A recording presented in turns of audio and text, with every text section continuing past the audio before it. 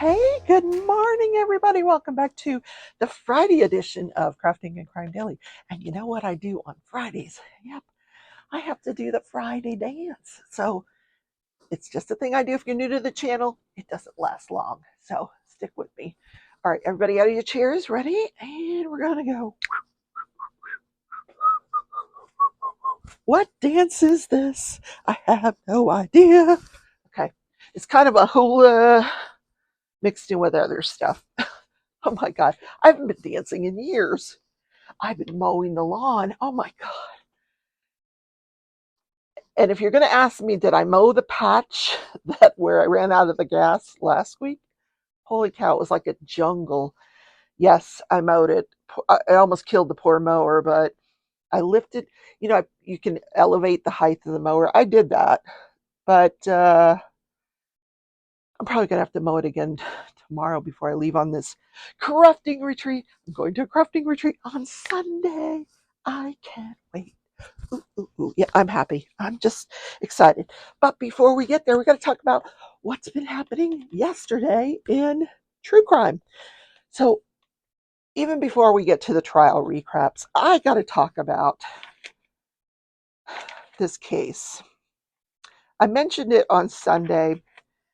I'm trying to find it in my notes. Chad Doerman. I mean, he committed one of the most heinous crimes I have ever heard of, ever. This is up in Ohio. A grand jury came back this morning indicting him with 21 counts.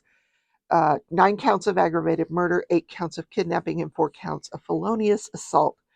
When he, last week, lined his 3 children, 3 little boys, 3 years old, 4 years old, and 7 years old, he lined them up in the front yard and murdered them.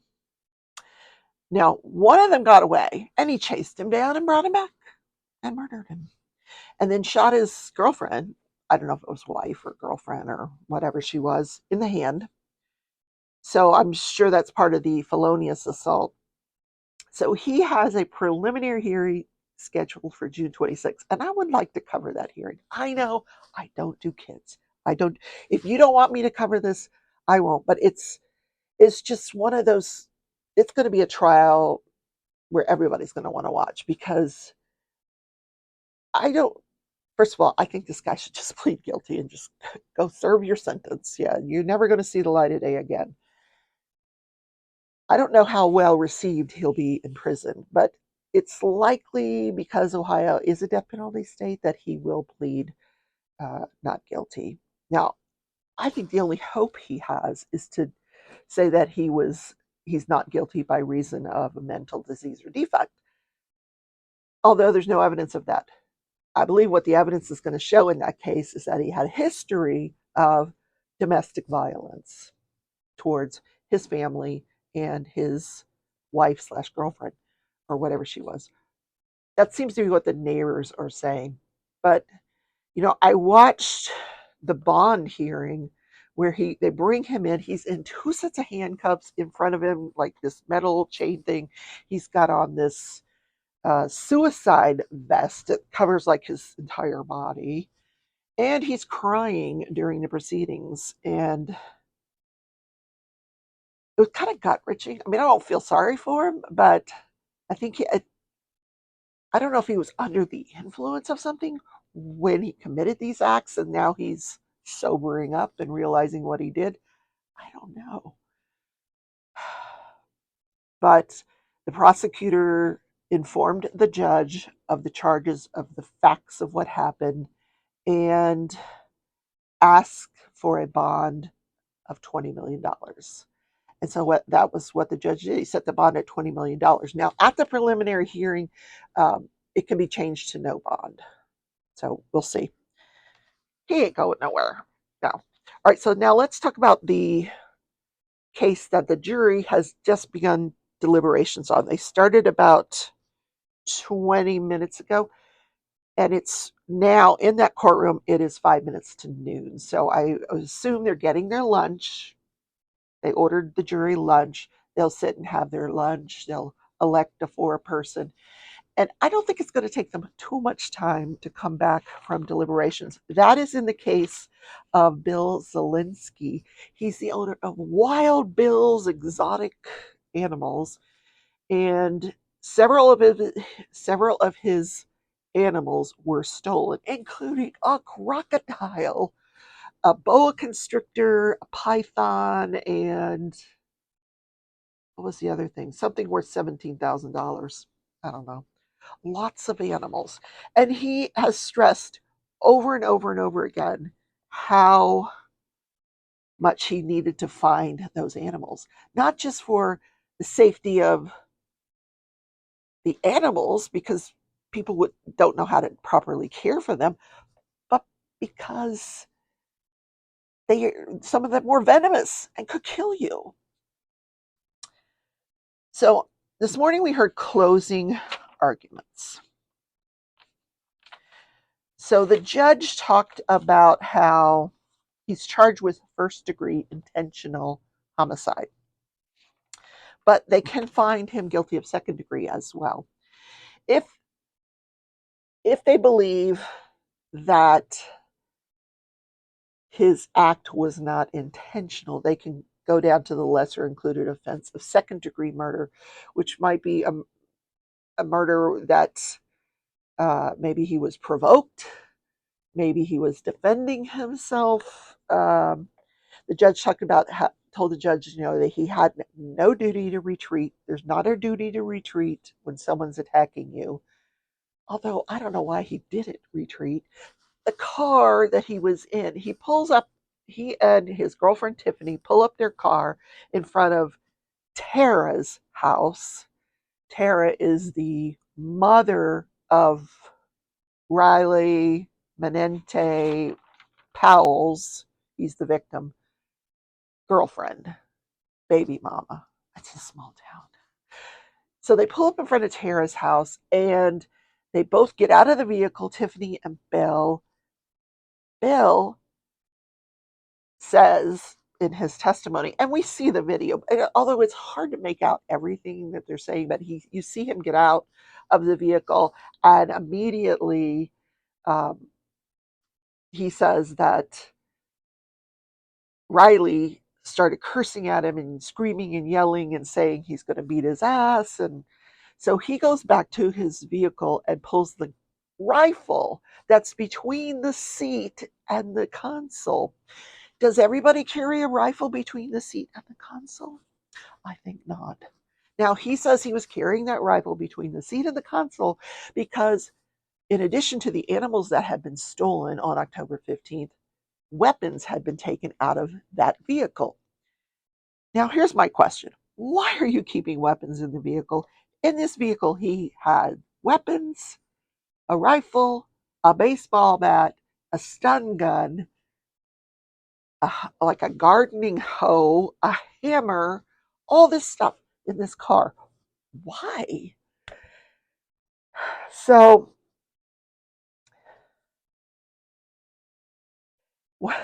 one of the things, the prosecutor, she starts her opening, and right off the bat, she's like, you've seen this timeline, and I was referring to it yesterday.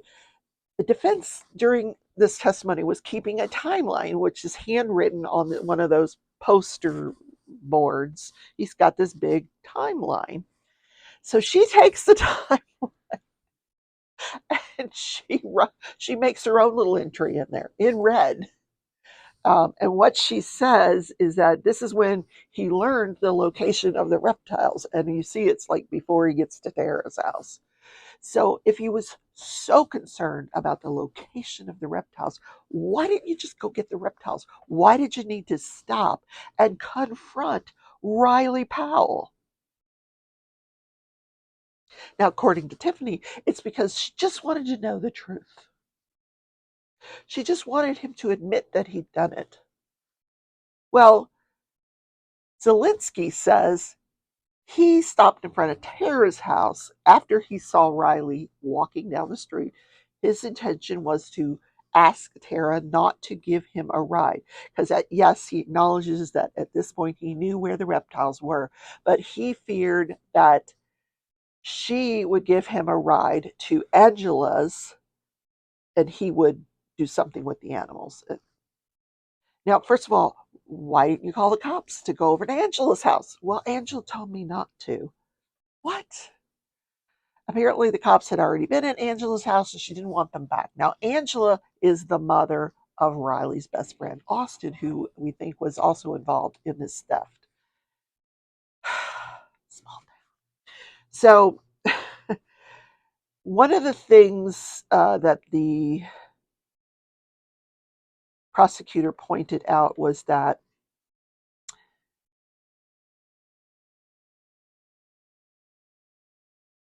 Riley could have asked Tara for a ride to Angela's house, and Tara, or actually, this was the defense attorney. So, one of the things the defense attorney points out is that Riley, if he had asked Tara for a ride to Angela's, Tara did not know where these animals were. She probably didn't know Angela. She would just have given him a ride. So he needed to tell Tara, don't give him a ride until he had a chance to go get his animals. That's his testimony. He's sticking to it. Although he also testified, I was terrified. I was terrified. You're so terrified that you have to grab a rifle, even though you are a former police officer trained in de escalation techniques. You felt the need that you had to grab a rifle. Well, I thought he could be armed. You know, he stole those arms out of my car. He stole those weapons out of my car. Yeah. So the defense said that once Riley took his jacket off, then Bill Zelensky realized, okay, he's probably not armed. And that's when he hands the rifle to Tiffany and he gets the stun gun. Why? So that's all well and good. I understand that. Once you figure out, okay, he's not armed, I'm going to give Tiffany the rifle. Except that he tells Tiffany, hold this on your son. What? I would never point a gun at my son. I don't care if he's robbed Fort Knox. I'm not going to hold a rifle on my son. I'm not going to hold a rifle on anybody. I just drop it. Nope, I'm not taking it. No. I have no sympathy. I'm sorry. I have to interject my feelings here. I have no sympathy for someone who rides around with a rifle between their self and the console. Why do you need a rifle? Why? Okay, I don't get it. I know, right to bear arms and all that nonsense, but I hate guns. I hate them, and I have no sympathy for, like, you brought a gun to a fist fight. You brought a rifle to a fist fight with an 18-year-old boy. Okay, so, and he could have retreated. The the car was running, the doors were opening, and his testimony on the stand was, well, you know, it was a manual transmission and it might have stalled. So you just close the doors, roll your windows up, and restart the car.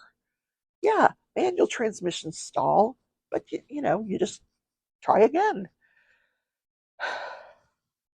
Anyway, the other thing that I have no sympathy for is this trained police officer, or this guy with this police officer training, doesn't bother to see if he could assist this victim, the person you just shot. You didn't roll him over, you didn't do CPR, you didn't check for a pulse. No, you just calmly called 911. I don't get that. And I think earlier in this testimony, earlier this week, I told you there was a woman in the video that you could hear screaming and saying the F word. Apparently, that was not Tiffany. Tiffany is very soft spoken, very meek. It was Tara, because he parked in front of Tara's house. Apparently, she came out after she heard the gunshot and she was freaking out. So that was Tara that we heard. So that is in the hands of the jury. So the jury's hearing that, they're deliberating as we speak. Well, right now they're probably eating their pizza or whatever they're having for lunch. I'm diamond painting. I'm trying very hard to get this done before I leave on Sunday. I've got 1, 2, 3, 4, 5, 6, 7 sections that are this size left. So 5 by 4 sections. And I'm kind of blinging this part out. There's a swing here and there's like a fountain there. Let me show you. You know, on Fridays I usually get some other craft out, but I really want to finish this one. So, oh, lights off. Lights off. There we go. Light. There's, you can see the swing there. You can't see the fountain. Where's the fountain? There's a little fountain. I blinged the fountain. If I finish this painting and I don't like it, I'll change it back to the regular colors. But so far I like it. It's got a lot of pink hues to it. Okay. Let's go. Let's go. Let's go. Come on, turn the light back on. There we go. I'm putting green in there, or that's not green, orange right now. All right. My nose itches. Somebody's talking about me. Uh-huh. Uh-huh. Yep. Or I'm coming into money. One or the other. All right. The other thing that's going on is the defense is still putting on their witnesses. Well, actually, they're on their lunch hour right now. They're having lunch.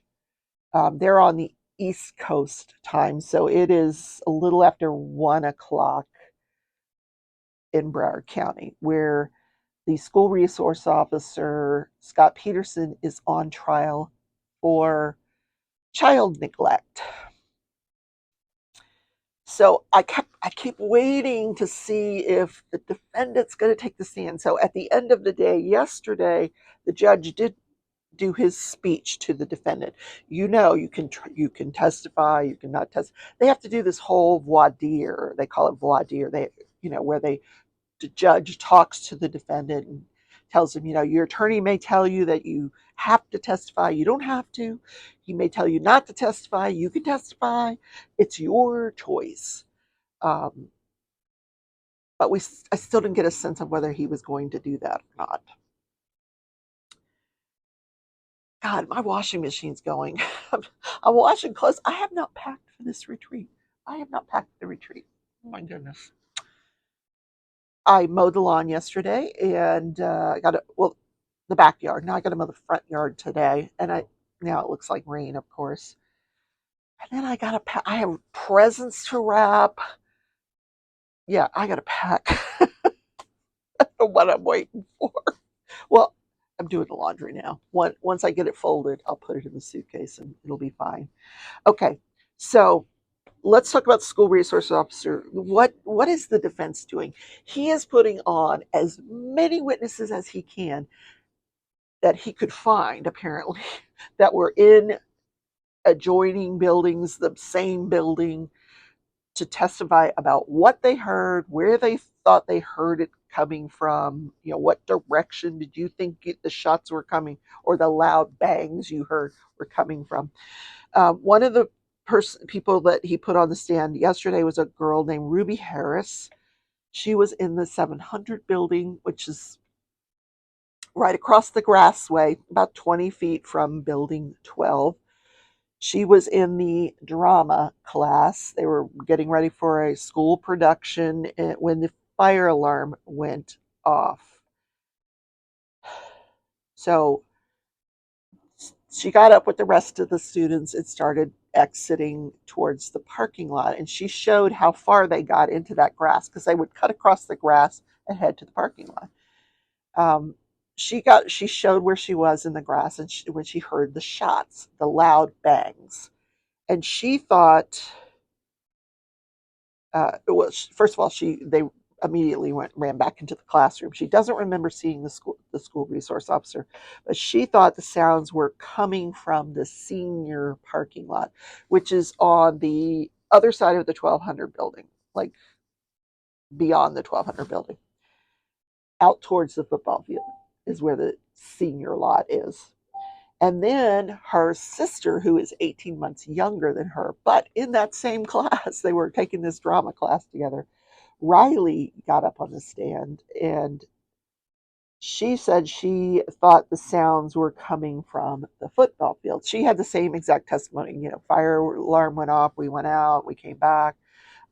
They both, with the rest of the teacher and students, hid in this very large closet that they have in there.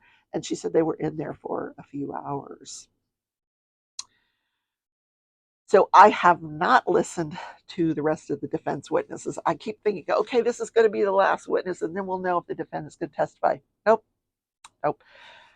My feeling is that the defense is trying to drag this thing out so that if his client does plan on testifying, it's on Monday. I could be wrong. I could be wrong. But it seems like every single witness is on the stand for a ridiculous amount of time. Now, not these students. They're very respectful of these students.